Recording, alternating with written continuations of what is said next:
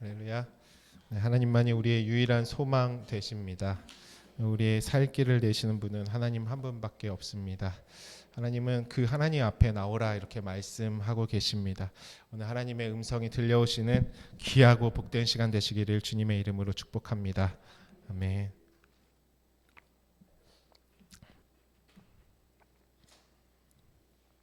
우리 자신의 영혼을 한 번 더 축복할까요? 나는 존귀한 자로 부르심을 받았다.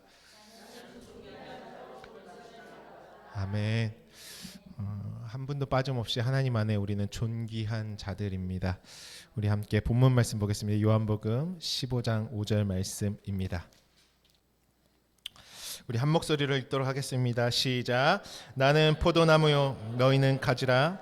그가 내 안에 내가 그 안에 거하면 사람이 열매를 많이 맺나니 나를 떠나서는 너희가 아무것도 할 수 없음이라. 아멘. 저와 여러분 곧 나라는 존재는요 하나님과 분리해서는 도무지 설명되어질 수가 없습니다. 왜냐하면 우리 모두는 하나님으로 말미암아 존재하기 때문에 그렇습니다. 하나님이 계시기 때문에 오늘 나라는 사람이 이 자리에 존재하고 있는 것이죠. 그러나 세상은 어떻습니까? 마치 하나님과 아무 관계가 없는 자들처럼 살아갑니다. 하나님과 아무 관계 없이 어떤 일도 하고요. 하나님과 아무 관계 없이 또 이 땅에서 많은 삶들을 살아가고 또한 우리가 자신의 자녀들을 양육할 때도 마치 하나님과 처음부터 아무 관계가 없었던 자처럼 자녀들을 양육하기도 합니다. 세상은 그렇다라는 것이죠. 근데 오늘 하나님은 무엇이라고 말씀합니까? 너희가 나를 떠나서는 아무것도 할 수 없다. 하나님은 이렇게 말씀하시는 것입니다. 우리의 신앙은 어디에서 시작합니까? 나는 하나님을 떠나서는 아무것도 할 수 없는 존재라는 것을 인정하는 것에서부터 시작하는 것입니다. 그러니까 많은 생각할 필요 없이요. 이것저것 많은 것들 내 안에 집어넣을 필요 없이 단 한 가지. 나는 하나님을 떠나서는 살 수 없다. 그 믿음이 정말 하나님이 주시는 귀한 믿음인 것입니다. 그러므로 하나님께서 저와 여러분에게 말씀을 통해서 알게 하시는 것은 무엇입니까? 오직 하나님으로 말미암아 살아가는 나를 발견하게 하시는 것이죠. 그분이 없이는 살아갈 수 없는 나를 보고 하나님과 함께하는 자, 함께할 뿐만 아니라 그분과 하나 될 자로서 그렇게 우리를 완성하시고 이끌어 나아가시겠다 하시는 것이 바로 하나님께서 저와 여러분에게 하시는 복음이고 말씀이고 진리인 것입니다. 오늘 진실로 하나님을 떠나서는 아무것도 할 수 없는 나라는 것을 인정하시고 정말 하나님의 도우심과 그분의 능력으로 살기를 간절히 사모하는 심령 되시기를 주님의 이름으로 축복합니다. 하나님은 그 마음을 복되게 보시는 것입니다. 그래서 하나님이 개입하시는 것은 무엇입니까? 영원한 생명과 능력으로 그 놀라운 힘과 능력으로 내가 너와 함께 하겠다. 하나님은 말씀하시는 것입니다. 하나님은요 우리에게 자유를 주기 원하시고요. 우리를 행복하게 하시길 원하시고 영원한 생명으로 풍성케 하셔서 더 풍성케 채워주기를 원하시는 것이 하나님의 마음이다라는 것입니다. 오늘 그 하나님 아버지의 마음 가운데로 뛰어 들어가시는 저와 여러분의 삶이 되시기를 주님의 이름으로 축복합니다. 그러므로 하나님은 어떠한 분이십니까? 저와 여러분과 가까이 계시다라는 것이에요. 가까이 계시다.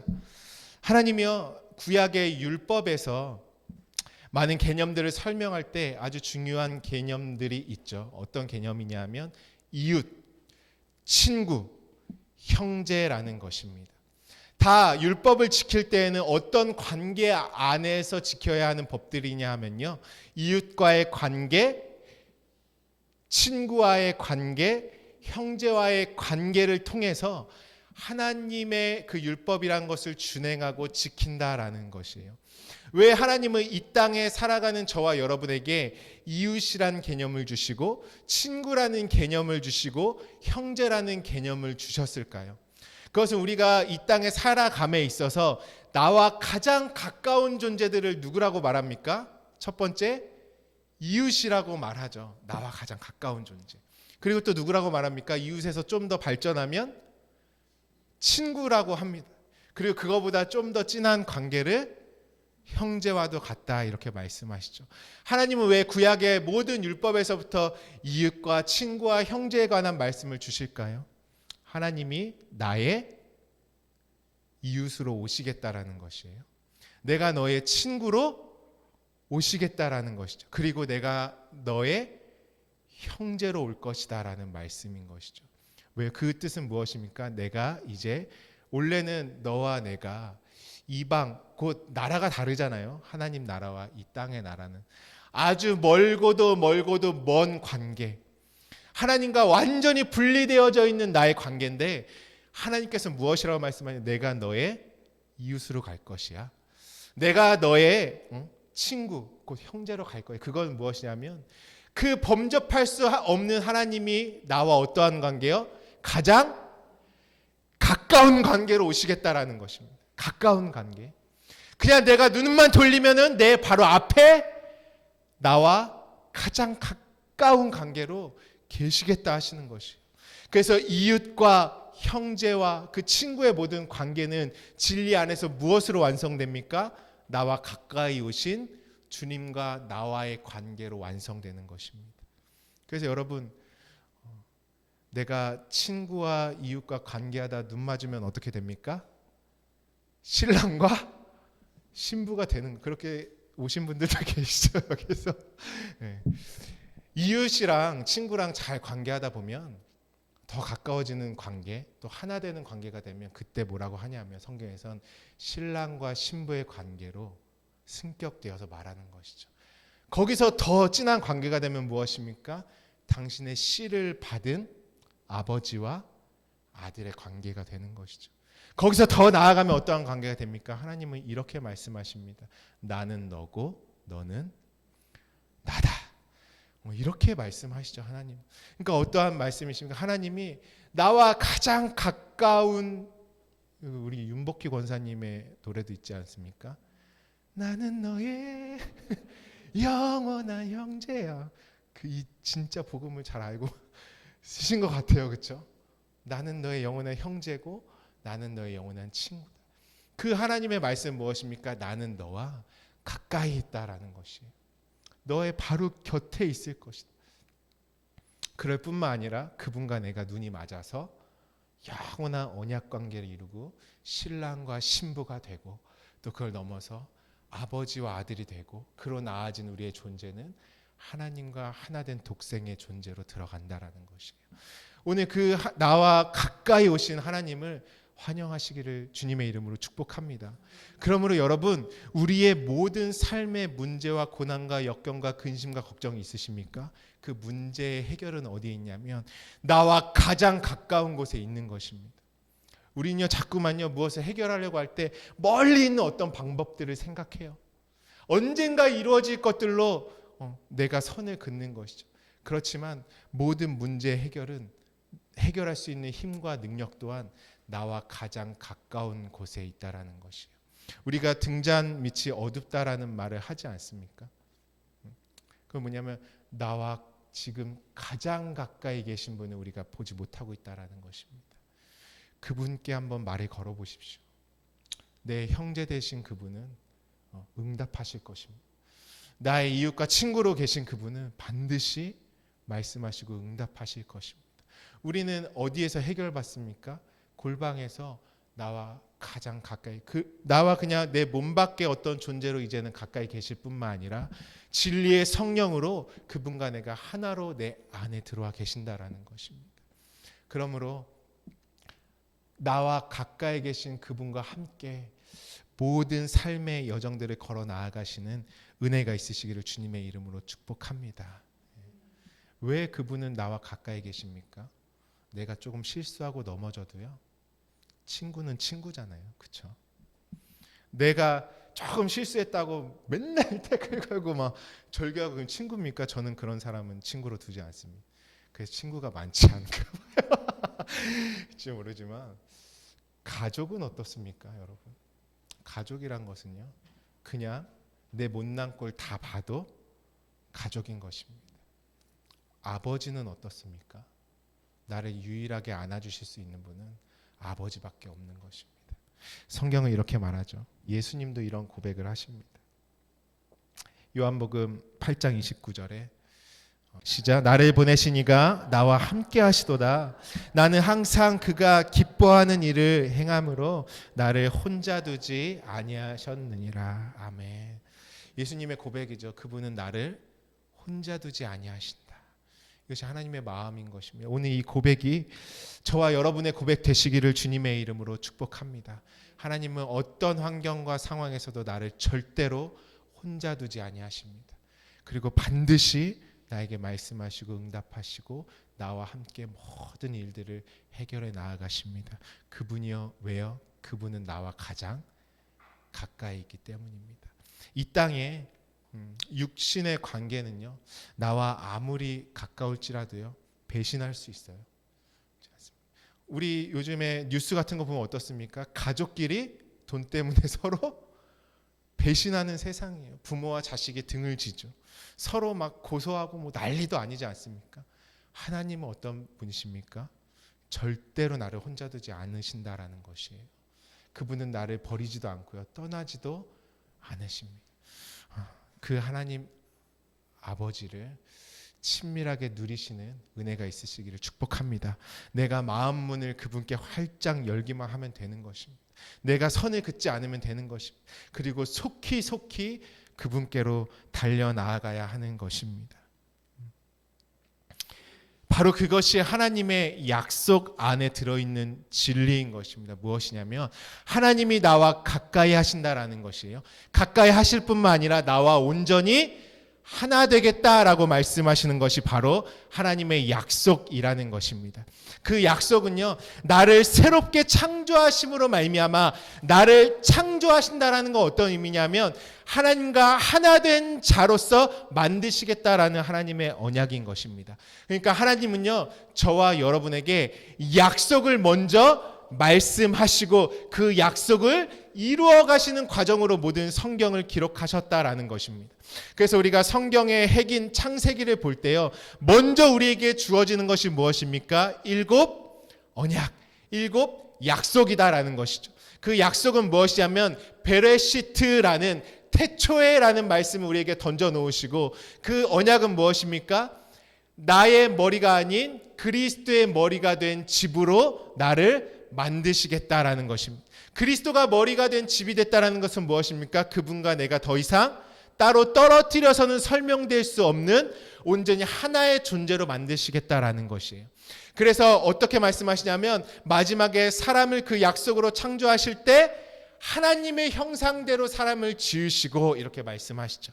그로 말미암아 그분의 씨를 가진 그분의 형상으로 나아진 자들이 들어가는 것이 바로 7 언약의 안식이다라는 것입니다.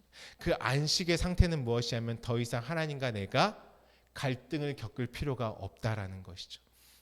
종의 관계, 어떤 힘써 노동해야지만 만날 수 있는 관계가 아니라요, 안식의 관계, 완전히 평안으로 하나로 이루어져 있다라는 그 약속을 말씀하시는 것이죠. 우리가 이 약속을 놓치면 안 되는 것이에요. 그래서요, 우리 창세기 보면은 다음 PPT 보여주시면 보세요. 처음에 약속을 던져주시고 어떤 스토리가 나오냐면 4명의 스토리, 또 전반부 4명, 후반부 4명의 성경의 인물을 중심으로 하나님이 7 언약으로 주신 약속이 각각의 삶에 어떻게 응하여지고 이루어지는지, 그 약속이 이루어지는 존재들의 삶을 보여주신 것이 바로 이 4명의 이야기인 것이에요. 그래서 아담은 셋으로 나아지고 노아는 셈으로 완성되어지는 것이죠. 아담이 결국에는 셈으로 열매 맺는 것입니다. 그 셈까지의 역사가 끝나면 바로 시작되는 게 무엇이냐면 하나님께서 갈대아 우르에서 아브라함을 택하셔서 너는 너의 본토 친척 아비의 집을 떠나 내가 내게 지시할 땅으로 가라라고 말씀하시면서 내 족장의 스토리가 바로 이어봤죠. 그래서 아브라함이 이삭으로 나아지고 야곱은 요셉으로 완성되고, 그래서 전체적으로 아브라함이 결국 누구로 완성돼야 됩니까? 요셉으로 완성되어지는 스토리인 것이에요. 이 족장들의 이야기에는 반드시 어떠한 것이 들어가 있어야 완성됩니까? 하나님이 주신 약속, 그렇죠. 약속을 씨로 주셔서 그 씨를 잉태한 자들이 어떻게 나아지는지 그 과정을 설명하는 것이 창세기인 것입니다. 그러므로 우리가 아담의 스토리, 셋, 노아, 셈, 아브라함, 이삭, 야곱, 요셉의 스토리를 볼 때 하나님의 약속을 빼놓고는 도저히 설명할 수 없는 것이에요. 우리가 어떤 유익한 우리의 어떤 것으로 큐티는 할 수 있겠죠. 교훈은 얻을 수 있겠죠. 약속 없으면 다 어느 정도 수준까지밖에 이해하지 못하는 것이죠. 하나님의 마음을요. 오늘 이것들을 쭉 나누길 원하는데요. 하나님의 약속이 우리 삶 가운데 더디 이루어지고 왜 우리는 하나님의 약속을 보지 못하고 계속 넘어지고 실패할까요? 성경에 이런 말씀이 있죠. 너희가 성령으로 시작했다가 육체로 마치겠느냐. 우리 창세기 8장 잠깐 가보도록 하겠습니다. 창세기 8장 우리 14절까지 돼 있는데 12절까지만 우리 한 목소리로 함께 읽어보도록 하겠습니다. 시작. 40일을 지나서 노아가 그 방주에 낸 창문을 열고 까마귀를 내놓음에 까마귀가 물이 땅에서 마르기까지 날아 왕래하였더라. 그가 또 비둘기를 내놓아 지면에서 물이 줄어들었는지를 알고자 하매 온 지면에 물이 있으므로 비둘기가 발붙일 곳을 찾지 못하고 방주로 돌아와 그에게로 오는지라. 그가 손을 내밀어 방주 안 자기에게로 받아들이고 또 7일을 기다려 다시 비둘기를 방주에서 내놓음에 저녁 때에 비둘기가 그에게로 돌아왔는데 그 입에 감람나무 새 잎사귀가 있는지라. 이에 노아가 땅에 물이 줄었는 줄 알았으며 또 7일을 기다려 비둘기를 내놓음에 다시는 그에게로 돌아오지 아니하였더라. 아멘. 노아가 이제 비가 그치고 이 까마귀와 비둘기를 지금 계속 날려보내는 것은 왜 그렇습니까? 방주에서 내릴 수 있는지 없는지를 확인하려고 내보내는 것이죠. 어떻게 해야지 방주에 내릴 수 있습니까? 물이 말라야 하는 것입니다. 물은 하나님의 말씀을 상징할 텐데 이 물을 지금 어떠한 상태로 경험했냐면 심판의 물로 경험했죠. 곧 율법을 경험했다라는 것이에요. 그 심판의 물이 다 마르면은 어떠한 일이 일어나냐면 새롭게 거듭난 자들은 처음 땅과 처음 하늘이 다 어떻게 됐겠습니까? 지나갔죠. 그 다음에 이들이 맞이하는 것은 무엇이냐면 새 하늘과 새 땅으로 이루어진 것을 맞이하는 것입니다. 이것이 어디에 이루어지냐면 내 안에 이루어지는 것이죠. 근데요, 그 완전히 새 하늘과 새 땅, 곧 율법의 모든 심판이 끝나고 진리로 나아진 때를 맞이하기 위해서 노아가 지금 준비를 하고 있는 것입니다. 무엇을 하냐면 내가 완성됐는지 아닌지를 확인하고 있는 것이에요. 다른 말로 뭐냐면 하나님께서 하신 약속이 완전히 끝까지 이루어졌는지 아직 이루어지고 있는 과정인지를 체크하고 있는 것입니다. 그것으로 먼저 날려보내는 것이 무엇입니까? 까마귀죠. 까마귀죠. 우리 까마귀를 먼저 내놓죠. 까마귀를. 다른 동물이 아니라요. 뭐 많은 동물들이 다 있잖아요. 근데 마지막 테스트하는 건 새로 테스트를 하는데요. 까마귀를 먼저 내놓습니다. 그 까마귀가 무엇을 의미하는지 우리 한번 원어로 한번 볼까요? 까마귀는 오레브라고 하죠. 어둑어둑하다라는 의미예요. 우리가 까마귀 보면 어떻습니까? 새까맣잖아요. 아주 새까맣게. 성경적으로 까마귀는 제사에 절대 드릴 수 없는 아주 부정한 짐승이죠. 까마귀는 부정한 짐승이에요. 어원이 뭐냐면 아라브에서 왔습니다. 어떤 의미냐면 저녁, 어둑어둑해지다, 어두워지다, 혼합하다, 섞다, 뒤섞이다라는 의미가 들어 있습니다. 까마귀가 무엇이냐면요. 어두운 색깔. 여러분 어떻습니까? 색깔을 이 색깔 저 색깔 계속 섞으면 어떻게 되죠? 색이 검해지죠. 하나님의 말씀이 아니라 온갖 세상 것들로 혼탁하게 섞여 있는 것. 그래서요, 하나님의 말씀이 순전하게 임한 상태가 아니라요, 뭐냐면 계속 무엇이 거기에 섞입니까? 내 생각이 섞이고 내 마음이 섞이고 계속 이 생각 저 생각 왔다 갔다 하니까 어때요? 내 마음이 캄캄한 어둠인 것이에요. 근데요, 이 까마귀를 날려보냈는데요, 우리 전에 본문 다시 보여주시면은, 까마귀가 7절에 보시면 까마귀를 내놓음에 까마귀가 물이 땅에 마르기까지 어떻게 했다고요? 날아 왕래하였더라, 이렇게 말씀하고 있죠. 왕래하였더라. 왕래한다라는 것은 무엇입니까? 네, 그렇죠. 원어로도 야차, 내보냈다. 그 다음에 왕래, 뭐냐면은 슈브, 돌아왔다. 뭐냐면 나갔다 들어왔다 계속하는 거예요. 까마귀가 언제까지요? 물이 마르. 까마귀가 있는 동안은 사실 영적으로 보면은 물이 마르겠어요? 아마 뭐냐면, 방주라는 것은 무엇입니까? 하나님이 아까 말했던 태초에 약속이 이루어지는 그 사흘길을 경험하고 있는 우리 모두의 인생인 것이죠. 근데 우리는 왜 계속 하나님의 안식과 그때를 맞이하지 못합니까? 까마귀가 완전히 안 나왔어요. 계속 섞여 있는 말씀들, 내 마음을 그늘지게 하고 어둡게 하는 온갖 세상의 생각들과 마음들이요, 떠나질 않고 계속 왕래하는 것이에요. 내보내면 어떻게 합니까? 걔가 또 들어와요.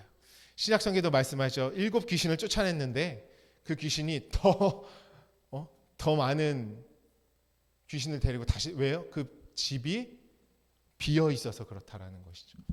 그것처럼 지금 까마귀를 내놓았는데 또 들어와요. 내보내면 또 들어와요. 노아가 방주에서 내릴 수 있겠어요? 없겠어요? 까마귀가 왔다 갔다 할 동안은 절대로 내릴 수가 없습니다. 그게 뭐냐면 내가 완성될 수가 없다라는 것이죠. 주일에 말씀 듣고 또 혼자 말씀 보면서 뭔가 마음이 깨끗해요. 좀 순전한 말씀으로 다시 내 안에 받아져서 충만한 상태로 돌아오면 바로 뭐가 들어옵니까? 까마귀가 또 주중에 스물스물 기어 올라와서요, 완전히 내 마음을 어떻게 하면 다시 어둡게 만들어, 황폐하게 만들어. 하나님 약속 딱 붙들고 정말 살 길을 살아서 숨통이 탁 튀어서 집에 가면 또 뭐가 들어옵니까? 그놈의 섞여 있는 것들이, 혼탁하게 하는 것들이 다시 내 안에 들어온다라는 것이에요. 그것이 까마귀입니다. 비둘기는 무엇입니까? 비둘기는 하나님 앞에 제사 드리는 정한 새죠. 그 비둘기는 어떻습니까? 성경에서 마태복음 10장 16절 말씀을 보면, 보라 내가 너희를 보냄이 양의 이리 가운데로 보냄과 같도다. 그러므로 너희는 뱀같이 지혜롭고 비둘기같이 순결하라, 이렇게 말씀하십니다. 그러니까 비둘기는 깨끗하다라는 의미고요. 어떤 의미가 들어있냐면 섞이지 않았다라는 의미가 들어있는 것입니다. 까마귀가 완전히 떠나가야지 다음에 뭐가 오겠어요? 섞이지 않는 순전한 말씀만이 내 안에 가득 채워지는 것입니다. 이 비둘기를 날렸던 그 방주 사건 아시죠? 우리가 물에서 침례받는 장면이죠. 그것을 구약의 창세기의 언어로 우리에게 풀어낸 것이죠. 마치 침례받는 것처럼 이 비둘기가 언제 또 등장합니까? 예수님께서 세례를 받으시고 물에서 올라오시니까 그때 당연히 뭐가 등장해야겠어요? 성령이 비둘기같이 하늘로부터 그 위에 임하시는 것이 나오는 것이에요. 오늘 우리 다음 페이지도 한번 보여주시겠어요? 우리 마태복음 3장 16절도 함께 읽어보겠습니다. 시작. 예수께서 세례 받으시고 곧 물에서 올라오실새 하늘이 열리고 하나님의 성령이 비둘기같이 내려 자기 위에 임하심을 보시더니. 아멘. 비둘기는 이같이 성령, 순결한 것을 상징하는 것이죠. 곧 뭐냐면 그냥 순결 깨끗이 아니라 아무것도 섞이지 않았다라는 의미입니다. 까마귀를 내보내고요. 이제 오늘 그 창세기의 비둘기가 무엇을 물고 옵니까? 감람나무 새 잎사귀를 물고 오죠. 감람나무는 무엇이냐면 원어로 올리브 나무입니다. 성경에서 올리브 나무는 무엇이죠? 기름 부을 때 사용하는 나무가 올리브 나무죠. 그 예수님이 기도하실 때 항상 어디에서 기도하셨어요? 감람산에서 기도하셨죠. 그리고 마지막에는 겟셋마네 동산, 겟셋마네라는 뜻이 무엇이냐면 올리브 기름을 짜는 틀. 결국엔 주님의 고난과 기도와 그분의 그 뜨거운 간구의 내용은 무엇이냐면 까마귀는 지나가고 우리로 하여금 새 기름 부으심을 받게 하시기 위한 기도요 간구요 그분의 사역과 헌신이었다라는 것입니다. 그러니까 비둘기는 무엇을 가지고 들어옵니까? 그 기름 부으심을 가지고 방주로 오고 그 다음에 날려보면 다시 돌아오는 것이 아니에요. 왜냐하면 처음 것들은 다 지나갔기 때문에 그렇습니다. 여러분 무엇을 계속 받아들이고 살아가고 계십니까? 내 안에 섞여 있는 것들 다 까마귀들입니다. 무엇이 우리를 내 생각을 정리시킵니까? 순전한 하나님의 말씀이 그 모든 것들을 다 밀어내는 것입니다. 그 힘과 능력은 뭐냐면 하나님의 약속이 이루어질 때 있다라는 것입니다. 여러분 저는 저와 여러분의 생각과 마음이 이 까마귀들로 혼탁해지지 않기를 주님의 이름으로 축복합니다. 순결하고 섞이지 않은 하나님의 말씀만이 저와 여러분의 삶을 이끌어 나아가시고 주장하시는 은혜가 있으시기를 주님의 이름으로 축복합니다. 예수님이 물 위에서 올라오실 때는요 하늘이 열린다라는 것이에요. 하늘이 열렸다라는 것은 무엇입니까? 땅에 속한 모든 것들이 다 찢어졌다라는 것이에요. 육체 것들은 다 찢어졌다라는 것입니다. 그러니까 하늘이 열리고 그곳에 무엇이 임합니까? 이제 비둘기가 성령이 비둘기같이 우리에게 충만히 임하시는 거예요. 이제는 어느 때가 왔냐면 순전한 말씀, 그 하나의 생각, 그 하나의 복, 생명과 은혜로 풍성한 그 하나만을 소유할 수 있도록 주님이 그 모든 것을 열어주셨다라는 것입니다. 까마귀가 나가려면 어떠한 일이 있어야 합니까? 예수께서 완전히 죽어주셔야 하고 그 희생이 내 안에 충만히 들어와야 하는 것입니다. 그래서 나도 그 안에 완전히 함께 죽어야 한다라는, 무엇이 구체적으로 무엇이 죽습니까? 까마귀들로 들끓는 그 생각이 죽는 것입니다. 그 두 마음 품은 섞여 있는 마음들이 다 죽는 것입니다. 우리 지난주에 나왔던 육체에 속한 사륵스로 이 땅으로부터 나에게 주어진 모든 것들이 다 죽는 것이, 땅으로부터 나아진 내가 죽는 것이죠. 그때 순전한 섞이지 않은 진리가 내 안에 들어와서 나를 장악해 나아가기 시작하는 것입니다. 까마귀가 안 나가면요, 난 계속 그 생각에 이끌려 그 생각의 열매를 맺으면서 살아가는 것입니다. 하나님은 그것을 원치 않으시는 거예요. 그래서 노아는 까마귀를 내보내고 섞이지 않은 진리의 순전한 말씀을 올리브로 받을 때 새 하늘과 새 땅이라는 하나님의 나라를 완성하고 이룬 심령으로 그 배에서 내리는 것입니다. 곧 노아 자체가 그 하나님이 주신 새 피조물로 창조되었다라는 것이죠. 성경이 이렇게 말씀하십니다. 고린도전서 15장 50절 말씀에 보시면, 우리 한 목소리 읽어볼까요? 시작. 형제들아, 내가 이것을 말하노니 혈과 육은 하나님의 나라를 이어받을 수 없고 또한 썩는 것은 썩지 아니할 것을 유업으로 받지 못하느니라. 아멘. 썩는 것은 썩지 않을 것을 유업으로 받지 못한다라고 말씀하고 계십니다. 그러니까 우리가 이 말씀을 보면요, 자꾸만 눈에 보이는 몸만 생각해요. 이 몸은 내 몸뚱아리는 하나님의 나라를 유업으로 받지 못할 것이. 우리가 이제 육체에 대한 개념을 잘 알고 있지 않습니까? 썩는 것은 무엇입니까? 내가 땅의 것으로 소유하고 있는 모든 것이 다 썩는 것이죠. 그래서요, 하나님은 이 썩는 것을 집중적으로 말씀하시는데요, 오늘 몇 말씀만 제가 뽑아왔는데요, 로마서 1장 21절부터 23절 말씀도 우리 한 목소리로 읽겠습니다. 시작.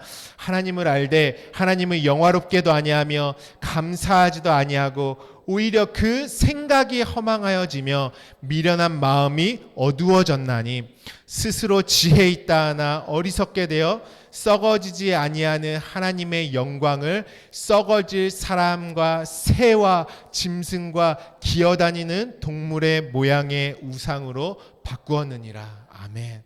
썩어지지 않은 순전한 것을 누가 이렇게 바꿨습니까? 썩어질 것으로 내가 다 바꾸는 것이죠. 하나님의 썩지 않을 약속이요, 하늘로부터 우리에게 가까이 내려오시잖아요. 그렇죠? 가까이 내려올 때 그걸 받을 때에 허망하여 지금 미련하여서 마음에 어두운 나의 생각과 마음이요, 그 하나님의 약속을 받아서요, 내가 만든 약속으로 내 안에서 싹 바꿔요. 그러니까 하늘에 속한 것을 내가 받을 때 무엇으로 받습니까? 썩어질 것으로 바꿔서 받는 것입니다. 왜 그러면 그 약속이 이루어지지 못합니까? 내가 육체에 속할 썩어질 것으로 다 바꾸니까. 혹시 이 땅에서 내가 하나님으로 말미암아 어떤 응답으로 말미암아 잘 살지 모르지만 그것은 영원한 것입니까? 영원하지 않은 것입니까? 말이 보이죠? 영원하지 않은 것, 곧 썩는 것이다라는 것이. 말씀을 봤는데 뭐냐면 하나님의 약속을 썩지 않을 약속으로 진리로 내가 받지 못하고 다 무엇합니까? 썩어질 이 땅의 것으로 내가 다 바꿔서 받으면, 하나님의 약속은 다독했어요. 말씀은 다독하고 잘 들어서 많이 알고 있는데 결국에는 그 말씀이 나를 창조하지 못하고 만들지 못하고 영원한 것으로 나를 완전히 거듭나게 하지 못한다라는 것이. 왜냐하면 썩을 것은 썩지 않을 것을 유업으로 받지 못한다라는 것이죠. 그러니까 하나님의 약속을 말씀을 받을 때는요, 순전하게 썩지 아니한 영원한 것을 내가 받아야 하는 것입니다. 그 말씀을 받게 하시기 위해서 예수께서 죽으시고 부활하셨다라는 것입니다. 그러니까 약속을 대할 때에 아까 전에 제가 아담, 셋, 그 다음에 누가 나왔죠? 노아, 셈. 그들은 무엇입니까? 그 제가 나열했던 자들은 다 약속을 썩지 않을 것으로 받은 자들의 족보인 것이죠. 아브라함, 이삭, 야곱, 요셉도요, 하나님의 말씀을 썩지 않은 것으로 받아낸, 곧 영원히 썩지 않은 하늘의 씨로 받아낸 자들의 족보인 것입니다. 가인은 어떻습니까? 가인은 하나님의 약속을 무엇으로 받았죠? 땅에 썩어질 것들로 받았어요. 그러니까 자기가 자신의 힘과 능력 의지에서 하나님 없는 자처럼, 약속 없는 자처럼 성을 쌓으면서 살아가지 않습니까? 그것이 약속 받은 자와 약속 받지 않는 자의 차이인 것이죠. 하나님이여 저와 여러분에게 반드시 약속을 받아내는 자로 만들어내시기 위해서 우리를 창조하실 때는 그래서 이러한 방법으로 창조하십니다. 창세기 2장 19절 말씀 함께 가보도록 하겠습니다. 창세기 2장 19절 말씀 우리 함께 읽어볼까요? 시작. 여호와 하나님이 흙으로 각종 들짐승과 공중의 각종 새를 지으시고 아담이 무엇이라고 부르나 보시려고 그것들을 그에게로 이끌어 가시니 아담이 각 생물이 부르는 것이 곧 그 이름이 되었더라. 아멘. 짐승을 지으실 때 무엇으로 지었다고 말씀하고 계십니까? 흙으로 지었다 말씀하고 계시죠. 그 흙은 아다마라는 뜻입니다. 아다마는 무엇이냐면 아담이라는 뜻이죠. 그 피의 사람, 피의 존재를 말씀하는 것이죠. 보세요. 들짐승들을 지을 때는 하나님이 그 흙으로 지으셨습니다. 창세기 2장 7절 다시 또 볼까요? 시작. 여호와 하나님이 땅의 흙으로 사람을 지으시고 생기를 그 코에 불어넣으시니 사람이 생명이 되니라. 아멘. 하나님이요, 사람을 지을 때는 좀 다른 방법을 사용하십니다. 앞에 먼저 땅이 나오잖아요. 그 땅이 우리 전에 짐승을 만들 때 썼던 그 아다마라는 것이에요. 그 흙으로도 번역하고 땅으로도 번역했는데요. 그건 무엇이냐면 다 그냥 땅적 존재를 상징하는 것이죠. 그래서 아다마는 땅, 흙, 토지. 근데 사람을 지을 때는요, 이 그냥 흙으로 이 땅의 것으로 지은 것이 아니라 뒤에 뭐가 붙죠? 땅에 흙이 또 나오네요. 그렇죠? 흙이 또 나오니까 흙의 흙으로 하기 그래서 땅의 흙이라고 번역한 것 같아요. 근데 뒤에 나오는 것은 아파르 해서 뭐냐면 티끌, 가루, 먼지, 티끌 더미를 상징하는 것입니다. 동물은요, 무엇이면 땅의 거친 흙으로 창조한 것이죠. 쉽게 말하면. 사람은 무엇으로 지었냐면요, 그 흙을 토기장이가 어떻게 합니까? 자기가 아름다운 것을 만들기 위해서 막 채질을 해서 고운 입자로 만들겠죠. 그것이 진흙이 되게 하기 위해서. 그러니까 우리가 성경을 볼 때 자세히 봐야 돼요. 그냥 나는 흙으로 지었어요가 아니라 사람은 무엇으로 지었냐면 땅의 흙에서 나온 먼지와 티끌로 지었습니다. 여기에 놀라운 하나님의 창조의 구원 계획이 다 들어가 있는 것이죠. 나는 어떤 존재입니까? 저는요, 티끌로 말미암아 하나님으로 재창조되는 존재예요. 그러니까 19절은 무엇이냐면요, 나는 처음 사람은 마치 무엇처럼 나왔습니까? 땅의 짐승처럼 흙으로 지어진 존재예요. 근데 하나님이 나를 자신의 생기를 부어놓으시고 영원한 존재로 만들어 가실 때는 반드시 나를 무엇이 되게 하십니까? 다시 가루가 되게 하십니다. 이게 이해가 되시나요, 여러분? 짐승은 뭘로 지었다고요? 흙. 내가 원래 그 짐승처럼 지음 받았던 아담아. 그러니까 애굽에 있는 자들은 다 뭐예요? 아담들이에요. 아담아들. 흙의 존재들이죠. 그들을 지을 때는 다시 어떻게 하시냐면 하나님이 가루로 만드시는 것이에요. 애굽에 있는 존재를 다시 하나님이 뭐예요? 처음 것은 지나가고 나를 새 피조물을 만들다 하시기 때문에 이 지금 짐승이라고 해서 여러분 이제는 우리가 또 진짜 이 지구에 있는 땅에 기어다니는 짐승으로만 생각하면 안 됩니다. 우리는 다 뭐냐면 이성 없는 짐승과 같이 땅의 존재로 지음을 받았죠. 그러한 자들을 어떠한 존재로 지금 창조하시겠다라고 창세기에 약속이 있습니까? 하늘의 존재. 하늘에 속한 자들로 다시 만드시겠다. 그래서 하나님이 나를 부르셔서 생기를 불어 넣으실 때는 나를 철저히 뭐냐면 가루가 되게 하십니다. 마태복음 21장 44절에 이 돌 위에 떨어지는 자는 깨지겠고 이 돌이 사람 위에 떨어지면 그를 가루로 만들어 흩어버리겠다. 이 돌이 무엇인가요? 예수죠. 예수께서 율법의 모양으로 오실 때는 그 율법의 모양으로 오신 예수 안에 들어가면 그 돌이 내 머리 위에 떨어지는 것이죠. 그럼 나를 무엇으로 만드냐면 다 가루로 만들어. 누가복음 말씀에도 또 말씀하시죠. 누가복음 20장 18절에도 무릇 이 돌 위에 떨어지는 자는 깨어지겠고 이 돌이 사람 위에 떨어지면 그를 가루로 만들어 흩으리라. 왜 예수라는 돌에 맞아서 우리를 가루로 만드십니까? 다시 나를 하나님의 것으로 만드시겠다라는 것이죠. 그래서요, 바벨탑의 족속들을 흩으실 때도요, 여러분, 그들을 흩으셨다라는 게 어떤 의미냐면요, 산산이 깨뜨리고 부수셨다라는 의미입니다. 원어를. 바벨탑을 짓는 존재들을 흩으실 때는 뭐냐면 그 흩었다라는 의미가요, 완전히 산산조각을 냈다라는 것이. 자신의 힘으로 쌓았던 모든 것들을.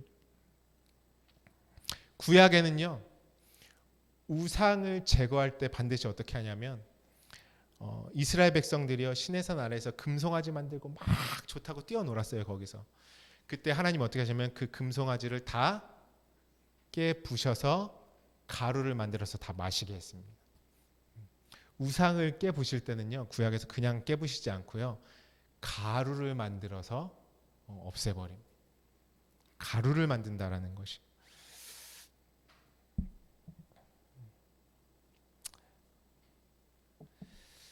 역대하서 34장 4절부터 7절에도요. 요시야 왕이 이제 당시에 종교 개혁하면서 모든 우상과 제단들을 헐었는데 그 우상들과 제단을 제가 한번 읽어드리면 무리가 왕 앞에서 바알의 제단들을 헐었으며 왕이 또 그 제단 위에 높이 달린 태양상들을 찍고 또 아세라 목상들과 아로 새긴 우상들과 부어 만든 우상들을 빻아 가루를 만들어 제사하던 자들의 무덤에 뿌리고 제단들을 허물며 7절입니다. 제단들을 허물며 아세라 목상들과 아로 새긴 우상들을 빻아 가루를 만들며 온 이스라엘 땅에 있는 모든 태양상을 찍고 예루살렘으로 돌아왔더라.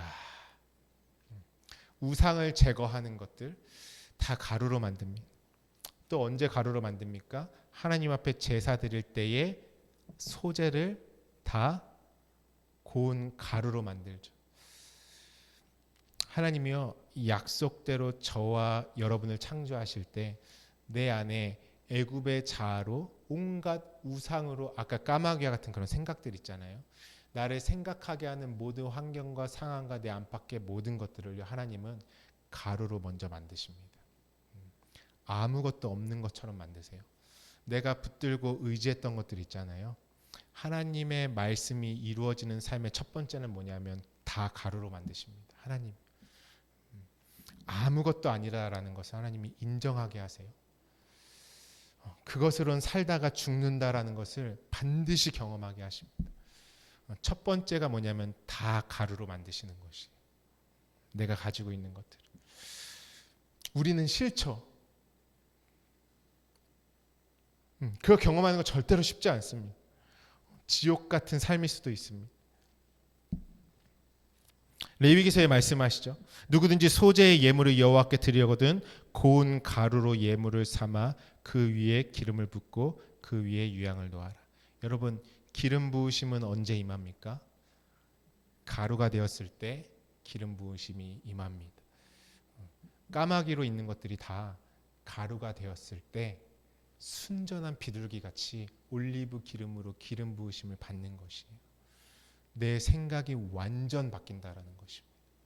내 속사람이 그냥 아예 가루로 만든다는 것은 무엇입니까? 아까 전에 사람을 지으시다라 할 때 원어가 토기장이 이렇게 되어 있습니다. 그 지으심은 하나님의 나를 빚어가신다라는 것이에요. 짐승처럼 이 땅을 살고 있는 나라는 존재를요, 완전히 가루가 되게 하셔서 하나님의 생기를 불어넣으실 존재로 나를 다시 만드신다라는 것입니다. 그래서 뭐냐면 가루가 되는 과정이 있어요. 누가 더 빨리 하나님의 약속대로 지으심을 받습니까? 내 손에 쥐고 있는 모든 것들을, 먼지와 가루와 같은 것들을 빨리 놓는 사람들이 승리합니다. 빨리 놓으면 빨리 놓을수록 하나님의 약속은 빠릅니다. 빨리 두 손 들고 하나님 앞에 항복할수록 하나님은 나를 정말 이전에 상상도 하지 못했던 하나님의 수준의 것으로 나를 덮어버리십니다. 우리는 왜 그 아무것도 아닌 까마귀와 같은 것들을 가지고 하나님의 약속이 이루어지지 못할 존재로 살아가는 것입니다. 그러한 것이 아니다라는 것이죠. 하나님의 기름 부으심은요, 반드시 내가 가지고 있는 모든 것이 가루가 될 때 임하는 것입니다. 그래서요, 율법의 말씀이라는 것은요, 예수가 육체로 오시면요, 나를 가루로 만드시겠다는, 어떻게 가루가 되게 하십니까? 나를 다 태우십니다. 성전에서는 계속 뭐 하죠? 태우는 일밖에 안 하잖아요. 다른 일이 없어요. 번제를 하는 사람을 태우고요. 향기로도 계속 태우는 것입니다. 마지막에 뭐만 남냐면 가루만 남습니다. 재만 남습니다. 티끌만 남습니다.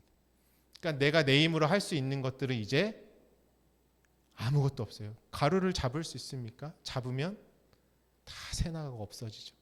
하나님은 나를 가루로 만드셔서요, 그 위에 성령의 능력으로 기름 부으셔서 하나님이 원하시는 모양으로 만들어내십니다.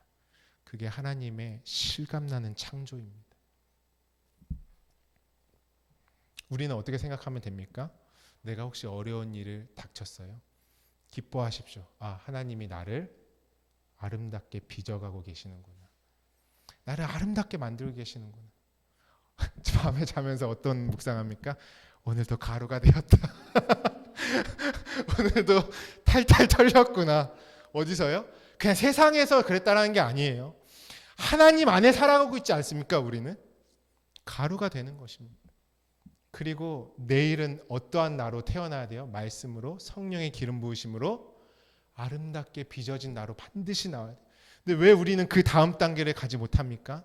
말씀이 없다라는 것이죠. 하나님의 말씀이 곧 기름 부으심인 것입니다. 어떤 말씀이요? 섞이지 않은 순전한 말씀이 나를 창조하시는 기름 부으심인 것입니다. 그 기름이 내 안에 더해져야 나는 그분이 원하시는 그리스도의 형상으로 하나하나 빚어가지는 것이에요. 그래서 하나님은 절대 세상에 발효된 것들, 누룩이 들어간 것들, 섞인 것들, 까마귀와 같은 것들, 하나님이 가장 싫어하는 것입니다. 아무것도 섞이지 않은 순전한 말씀만 받아낸 그 생각으로 가득 찬 그리스도와 하나 된 존재 되게 원하시는 것이 하나님의 마음인 것입니다.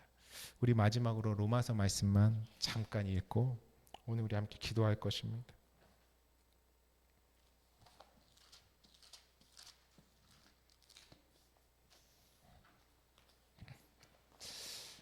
로마서 9장 가볼까요? 9장 우리 한 말씀씩 7절부터요. 눈으로 쭉 따라오시면서요. 우리 그 PPT 마지막 띄워주시겠어요? 네. 자 보세요. 로마서 9장부터 나오는 모든 인물과 하나님의 마음에 있는 것들을요 정리해 놓은 것이에요. 왼쪽에는 약속이 있다, 오른쪽에는 약속이 없는 자들입니다. 오늘 그것을 놓고 우리가 함께 이 말씀 보고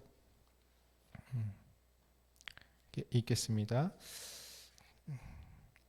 7절 함께 있습니다. 시작. 또한 아브라함의 씨가 다 그의 자녀가 아니라 오직 이삭으로부터 난 자라야 내 씨라 불리리라 하셨으니, 하나님이요 아브라함에게요, 아브라함이 이삭을 드릴 때 뭐라고 하냐면요, 네 독자까지도 아끼지 아니하였은즉, 이렇게 말씀하시죠.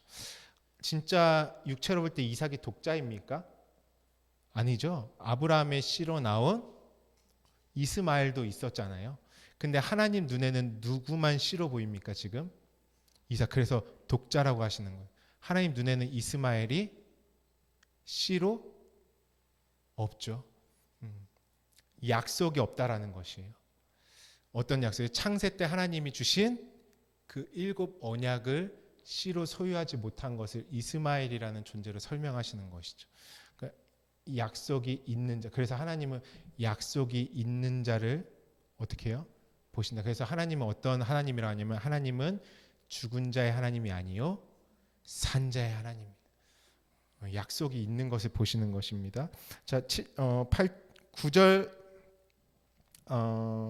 있습니다. 8절부터 쭉 있습니다. 시작. 곧 육신의 자녀가 하나님의 자녀가 아니요 오직 약속의 자녀가 씨로 여기심을 받느니라. 약속의 말씀은 이것이니 명년 이때에 내가 이르니니 사라에게 아들이 있으리라 하심이라. 사라에게 왜 아들이 있게 하셨습니까?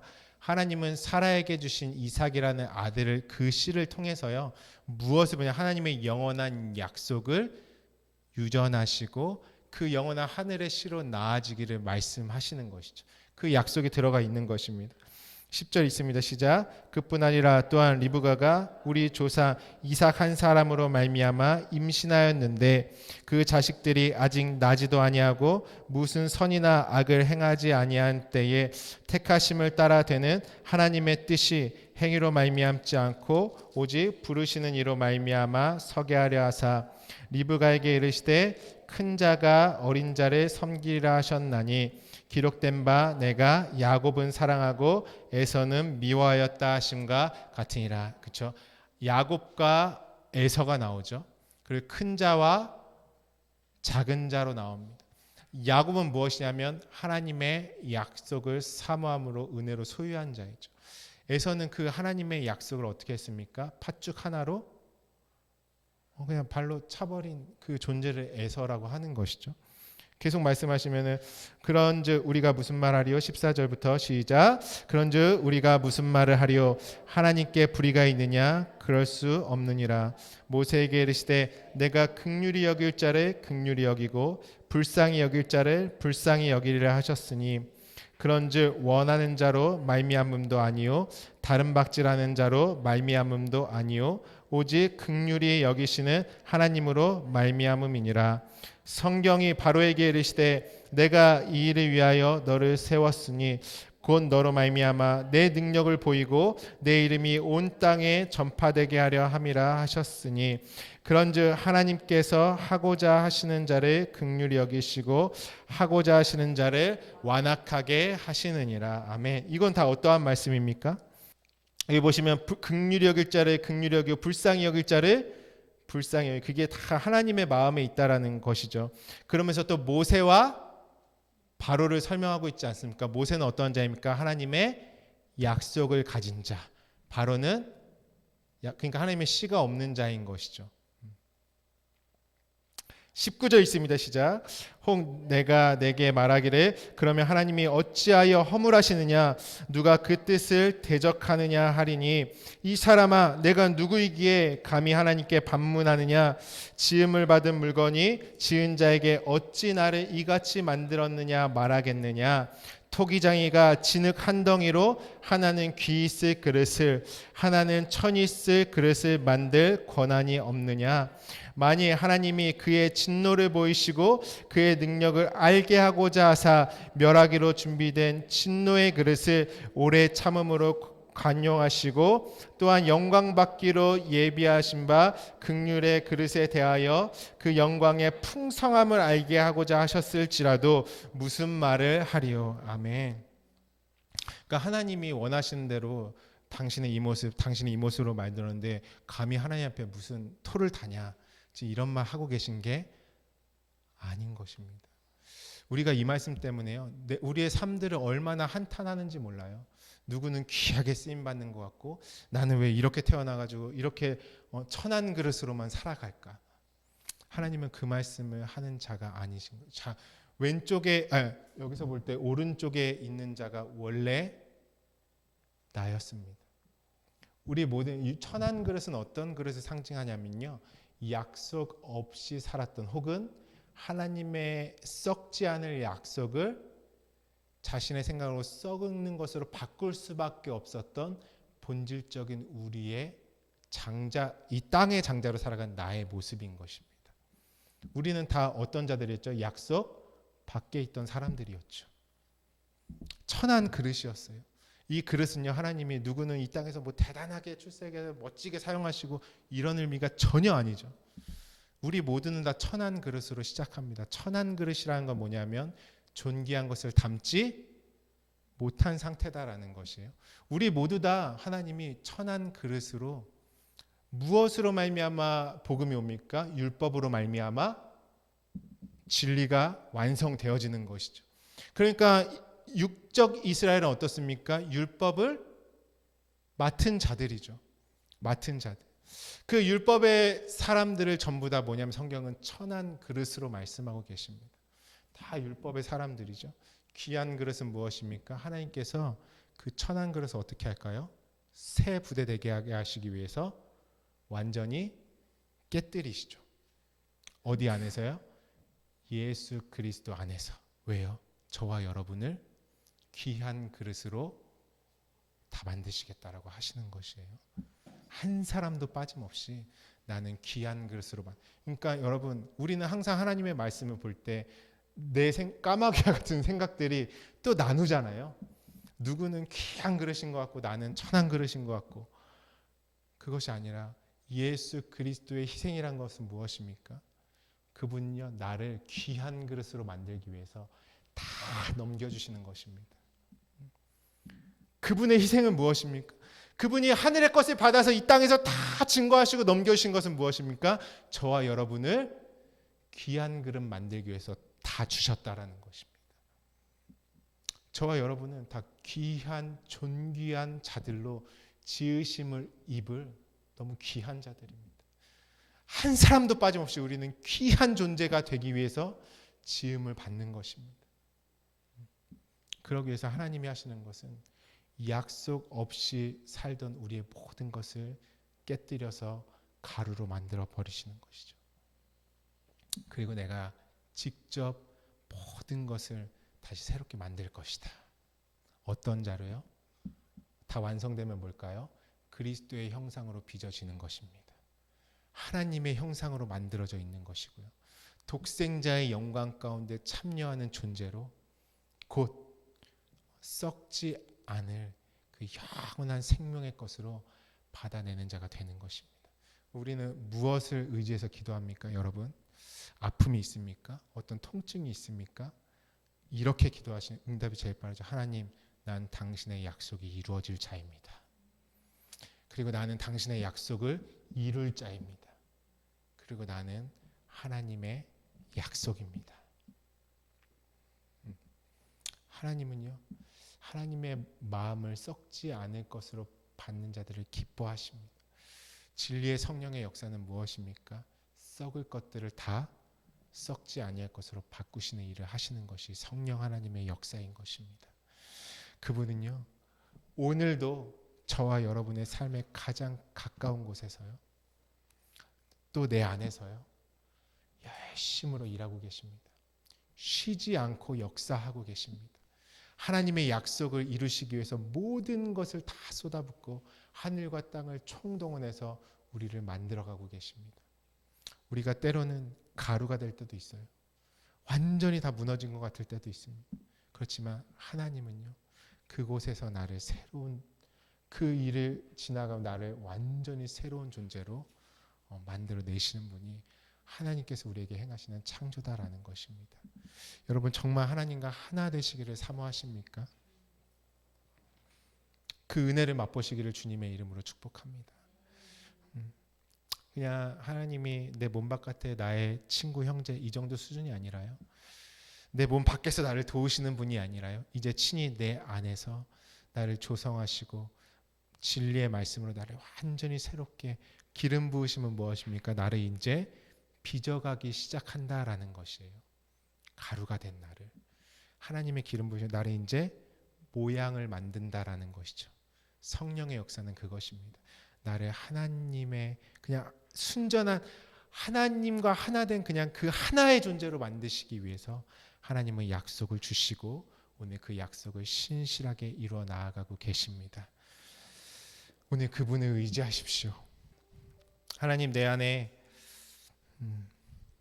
모든 섞여 있는 것들이 다 떠나가게 하여 주시옵소서. 고운 가루가 되기를 원합니다. 하나님이 만들어 가실 때 정말 가장 합당한 모습으로 빚어지기를 원합니다. 하나님이 오늘 물어보십니다. 우리의 마음의 상태를요. 이삭이니 야곱이니 모세니 아니면 아직 이스마엘이니 에서니 다 나예요. 성경은 다 나죠. 그렇지만 나는 너를 친히 만들어 갈 것이다. 고운 가루로 만들어서 완전히 새 것으로 빚어낼 것이다. 하나님이 그렇게 말씀하십니다. 그러므로 하나님 안에서 기뻐하십시오. 하나님은 반드시 나를 영원한 승리의 자리로 인도해 내실 것입니다. 저와 여러분 어떤 자들입니까? 하나님의 약속 받은 자들입니다. 하나님은요, 그 약속 때문에요, 그 약속 의지하는 저와 여러분을 이끄실 수밖에 없습니다. 도우실 수밖에 없습니다. 하나님이 약속하셨기 때문에 그렇습니다. 여러분, 존귀한 그릇으로 살아가십시오. 하나님의 약속을 받은 가장 귀한 보배를 담은 그 아름다운 그릇으로 살아가십시오. 기도하실 때 하나님, 내 안에 모든 어둠들이 떠나가게 하여 주시옵소서. 섞여 있는 생각들이 떠나가게 하여 주시옵소서. 하나의 생각만 내 안에 들어오기를 원합니다. 그 순전한 기름 부으심으로 나를 만들어 주시옵소서. 우리 다 같이 기도합니다.